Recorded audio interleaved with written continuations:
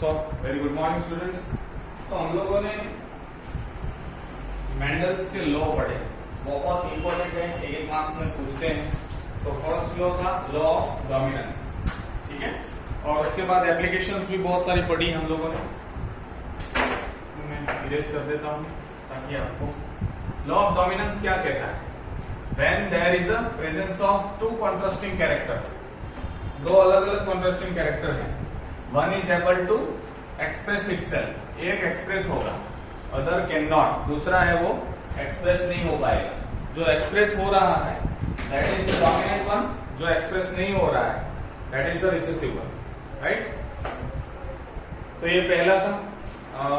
Second जो law था that is law of segregation।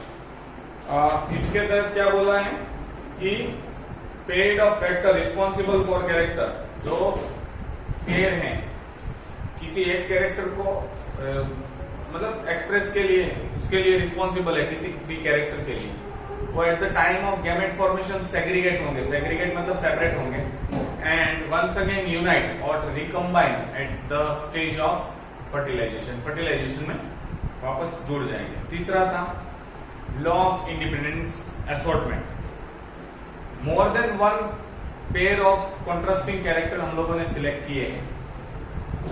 So distribution of allele मतलब they can segregate at the time of gamete formation, gamete formation पे segregate होंगे, segregate मतलब separate होंगे, distribution होगा, chromosome में कौन सा कैरेक्टर जाएगा, is free to separate from distribution of any other pairs of allele, मतलब फ्रीली वो किसी भी क्रोमोसोम में जा सकते हैं, there is no any fixation. Monohybrid F2 generation phenotypic ratio 3:1, genotypic ratio 1:2:1, F2 generation that is monohybrid. Dihybrid cross में phenotypic ratio F2 generation 9:3:3:1। इतना आपको याद रखना था, बाकी का कुछ याद नहीं रखना। Now back cross and test cross. Back cross मतलब फॉर एग्जांपल दो प्योर लाइन में मोनोहाइब्रिड क्रॉस में करवा रहा हूं, इनको इनके साथ हाइब्रिड क्रॉस करवा रहा हूं, तो इसका गैमेट्स कोई भी आएगा कैपिटल टी आएगा, इसका कोई भी आएगा स्मॉल टी आएगा। I get this F1 generation, मुझे F1 जनरेशन ये मिला। ऐसी बहुत सारी F1 जनरेशन को मैं जब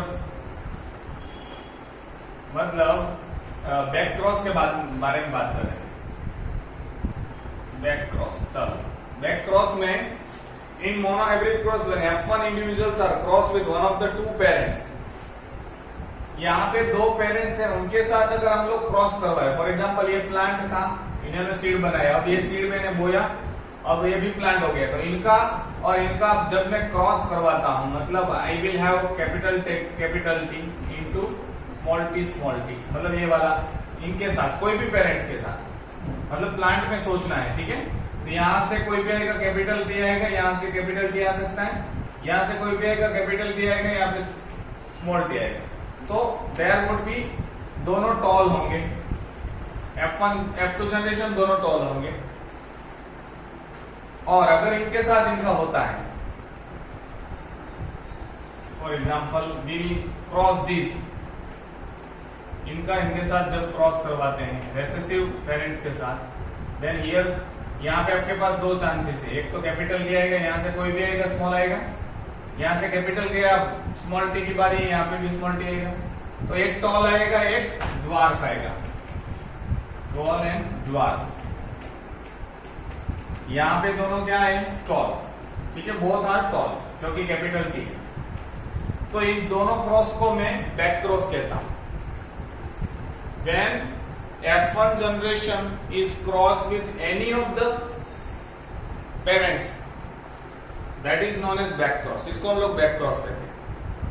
टेस्ट क्रॉस, इस साइड वाले को मैं टेस्ट क्रॉस कहता हूं, टू चेक जो मुझे सैंपल दिया वो होमोजीनियस है कि हेट्रोजीनियस है, मुझे चेक करना है कि ये होमोजीनियस या हेट्रोजीनियस है, मुझे पता नहीं है, तो मैं इसके साथ रिसेसिव के साथ जब भी क्रॉस करूंगा, रिसेसिव के साथ जब भी क्रॉस करोगे तो 1:1 अगर आपको रेशियो मिले, दैट मीन्स ये हेट्रोजाइगस कंडीशन था।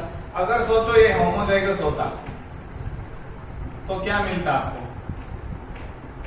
सारे टॉल मिलते, मतलब सब टॉल मिलते हैं, यहाँ पे टॉल एंड ड्वार्फ। अगर ये स्मॉल टी वाला होता, होमोजाइगस रिसेसिव होता है, इसके साथ रिसेसिव करोगे तो भी क्या मिलेगा, ड्वार्फ। मतलब आपके पास दो कंक्लूजन है। अगर there is a ratio of 1:1 तो मुझे जो सैंपल दिया है वो हेट्रोजाइगस है। अगर देयर इज आइदर टॉल और आइदर ड्वार्फ, जो सैंपल जो मुझे दिया है अननोन सैंपल, वो क्या होना चाहिए, होमोजाइगस। अगर टॉल हो गए तो होमोजाइगस डोमिनेंट, अगर ड्वार्फ हो रहे तो होमोजाइगस रिसेसिव, राइट। तो this is the back cross and test cross. I repeat once again, monohybrid cross when F1 individual are crossed with one of the two parents, F1 generation का या तो इसके साथ या तो इनके साथ अगर क्रॉस करवाते हैं तो such cross is known as back cross. इसको हम लोग बैक क्रॉस बोलते हैं, वापस क्रॉस कर रहा है पीछे। उसके बाद in back cross no recessive individuals are obtain. Back cross में कोई रिसेसिव इंडिविजुअल आपको देखने को नहीं मिलेगा, ठीक है।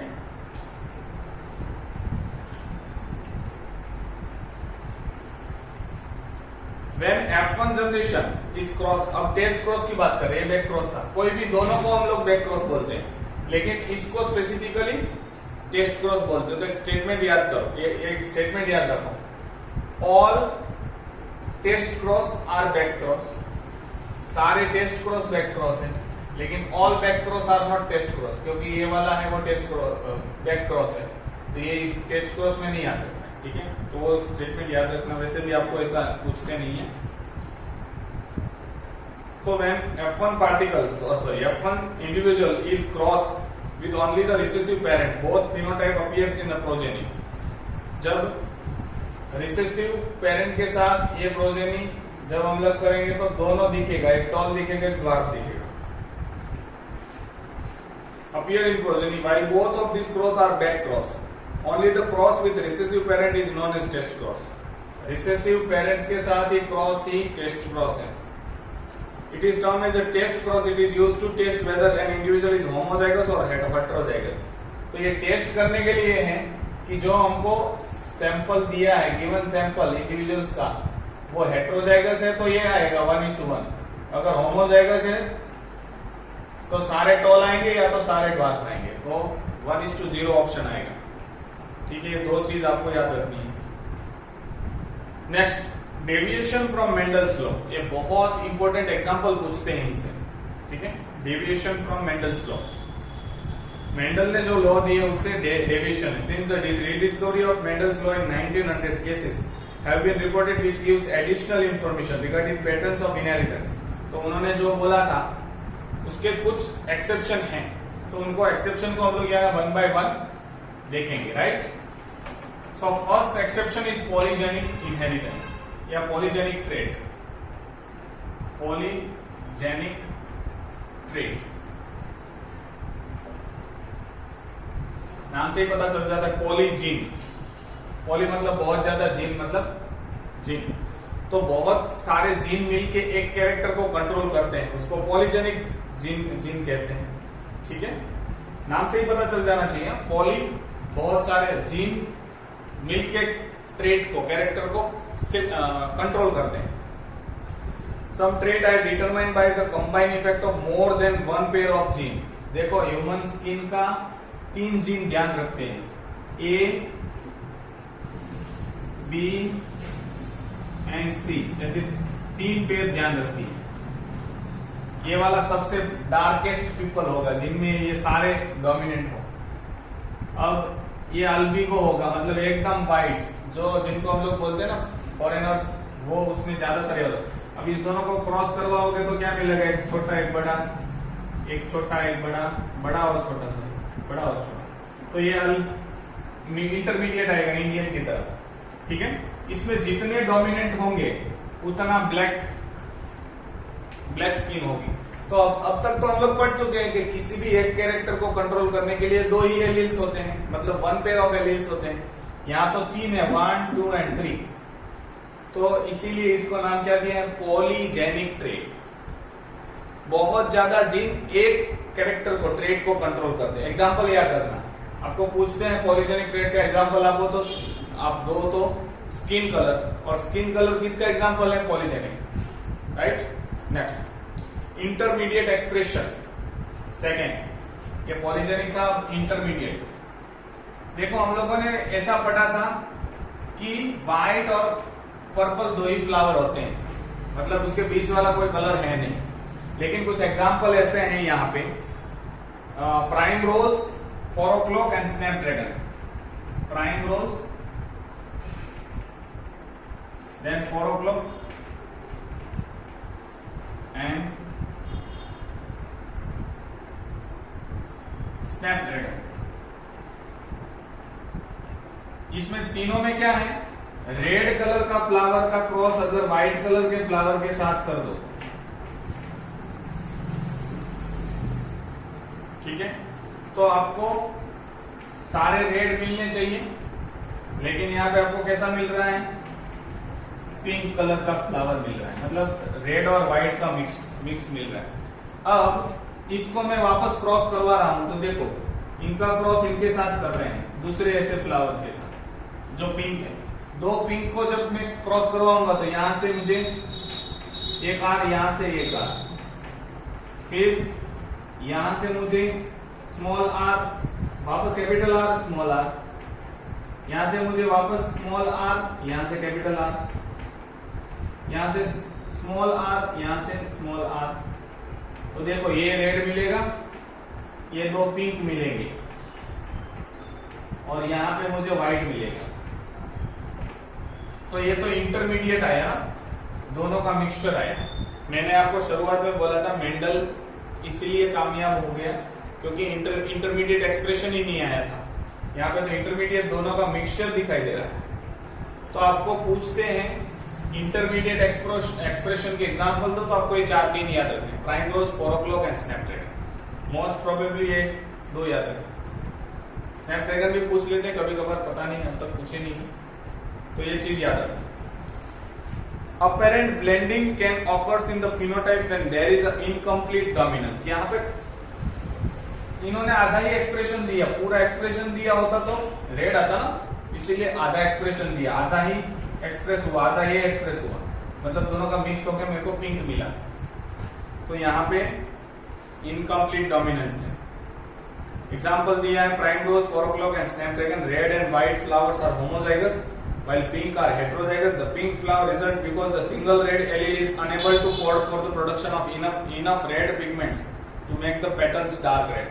एक अकेला alleles capital R dominant is unable to produce enough red pigment, जो रेड पिगमेंट प्रोड्यूस करनी चाहिए इनफ वो नहीं कर पा रहा है, इसीलिए इंटरमीडिएट एक्सप्रेशन आपको देखने को मिला यहाँ पे पिंक के फॉर्म। ठीक है, एक और है, ये तो ये हम लोगों ने ये पहला, ये दूसरा, अब ये तीसरा आया codominance.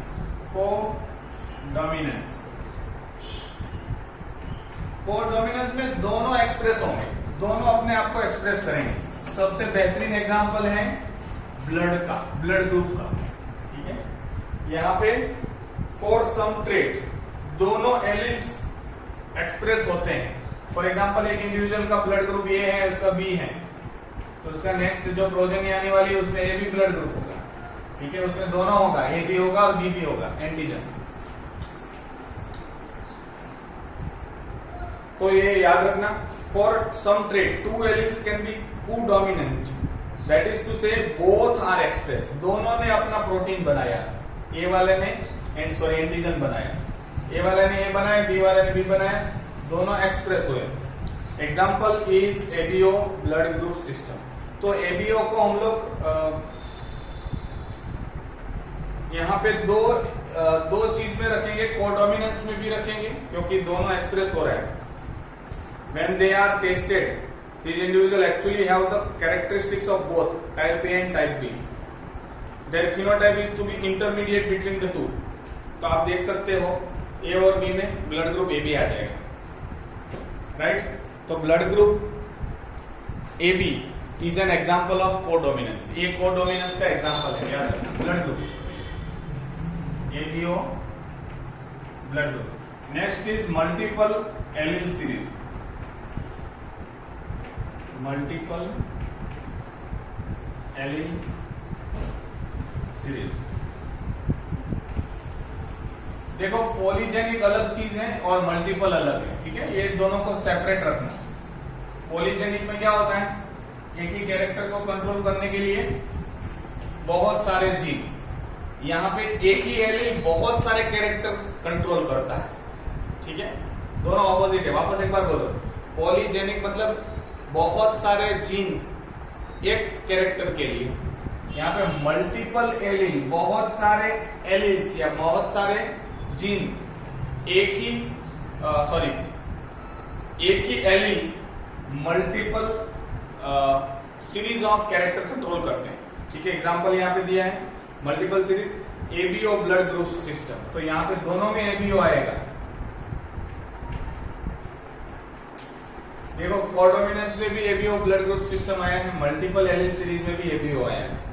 ABO blood type system is also an example of trait that is controlled by more than just a single pair of alleles. तो multiple alleles मिलके blood group control करते हैं। In other words, it is due to the multiple allele series. In this case, there are 3 alleles A, B, O, but each individuals only inherit 2 of them. यहाँ पे बहुत सारे allele हैं, A है, B है and O है, लेकिन किसी भी इंडिविजुअल में इसमें से 2 ही होंगे, ठीक है। या तो ये दोनों ए हो सकते हैं, या तो ए और 0 ओ हो सकता है, या तो दोनों बी हो सकता है, या बी और ओ हो सकता है, या तो सिर्फ ओ हो सकता है, ऐसे बहुत सारे टाइप है।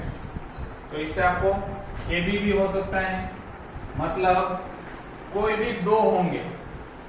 एक कैरेक्टर को रिप्रेजेंट करने के लिए बहुत सारे एलील्स हैं, लेकिन कोई भी 2 प्रेजेंट है। यहाँ पे क्या था, बहुत सारे जीन प्रेजेंट है एक ही कैरेक्टर के लिए। मैंने आपको बोला था, याद हो तो, ए बी बी सी सी, देखो 3 पेयर्स ऑफ एलील्स प्रेजेंट है एक साथ। यहाँ पे एलील्स बहुत सारे हैं, लेकिन कोई भी 2 ही होंगे, ठीक है, इस कॉम्बिनेशन में। तो वो याद रखना है, multiple allele series ABO blood group system. According to the law of independent assortment, any 2 or more than 2 pairs of character assorted independently of each other. Law of independent assortment ऐसा बोलता है कि 2 कैरेक्टर हैं वो अपने आप separate होते हैं, किसी पे डिपेंड नहीं है। लेकिन कुछ एक्सेप्शन हैं यहाँ पे, जिनको हम लोग लिंकेज बोलते हैं। मतलब कुछ ऐसे अब तो बहुत डिस्कवरी हो चुकी है, कुछ कैरेक्टर साथ में ही जाते हैं, मतलब कोई 2 एलील्स है वो साथ में ही जाते हैं। फॉर एग्जांपल मैं आपको बता दूं, एग्जांपल दे रहा हूं, ये सही नहीं है। फॉर एग्जांपल आई कलर का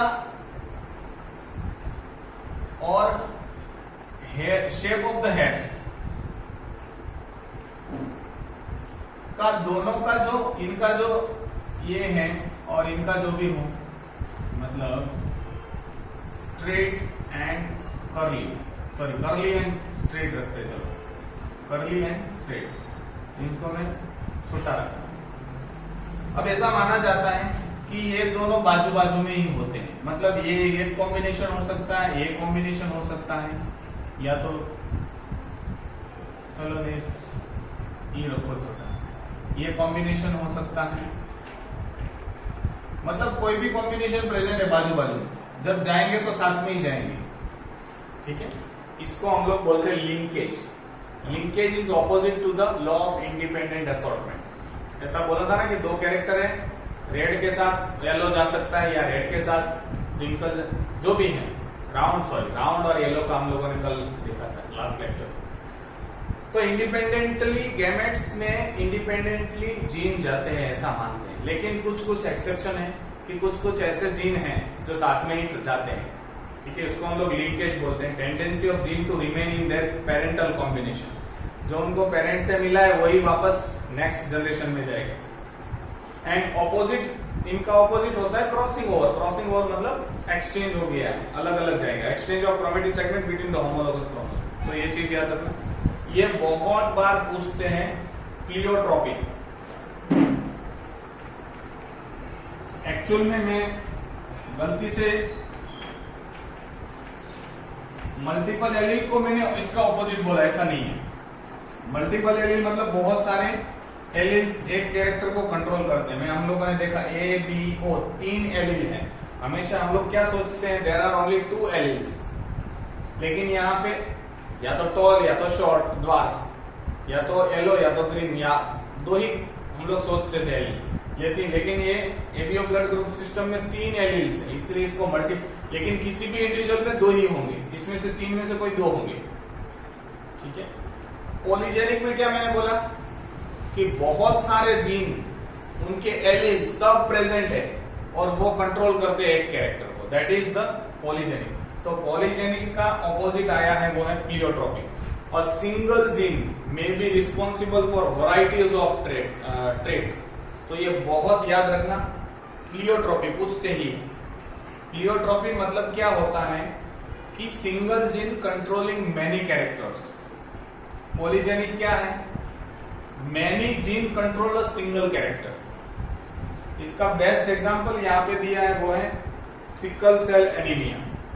सिकल सेल एनीमिया में जो जीन है, मतलब जो भी जीन है, वो 3-4 चीजों को, shape of the RBC and number of RBC and oxygen carrying capacity, 3-4-5 trait control करता है। ठीक है, तो इसीलिए वो प्लियोट्रोपी का एग्जांपल है। तो 2 चीज आपको याद रखनी है, pleiotropy single gene many character, example sickle cell anaemia.